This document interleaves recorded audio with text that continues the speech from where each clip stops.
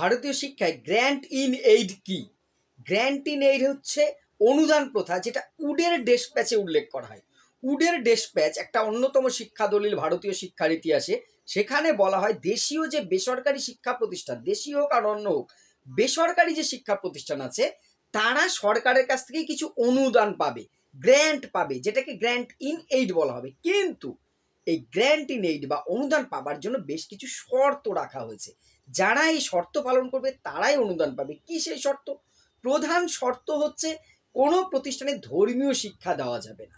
ধর্মীয় শিক্ষা সরাসরি দেওয়া যাবে না, তবে নৈতিক শিক্ষার নামে কিছু ধর্মীয় মূল্যবোধ শেখানো যেতে পারে।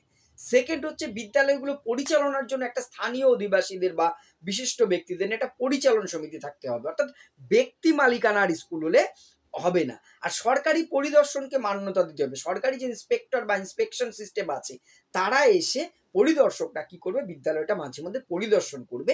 সেই পরিদর্শককে পরিদর্শনের সুযোগ দিতে হবে। পরিদর্শনের যে কার্যকর আছে সেটাকে তোমার বিদ্যালয়ে কার্যকর করতে হবে। লাস্ট যেটা আরেকটা শর্ত, সেটা বলছে খুব অল্প হলেও শিক্ষার্থী বা ছাত্রদের কাছ থেকে বেতন নিতে হবে। তুমি ফ্রিতে অবৈতনিকভাবে ব্যয় করতে শিক্ষা দিতে পারবে না।